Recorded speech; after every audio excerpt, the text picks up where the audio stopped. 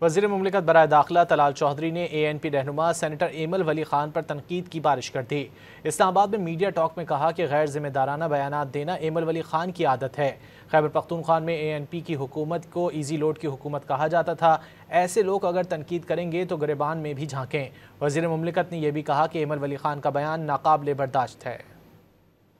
ایمل ولی صاحب نے ارسپانسبل بیان دینا اپنی مشہوری کے لیے، اپنا سیاسی قد بڑھانے کے لیے،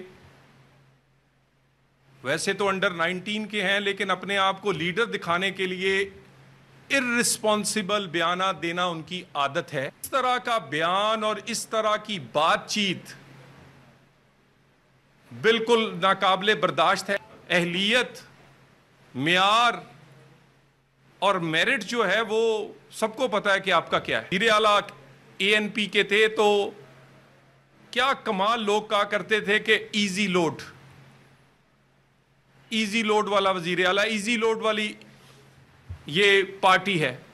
تو ایزی لوڈ والے اگر کوئی باتیں کریں تو گریبان میں بھی جھانک لیں۔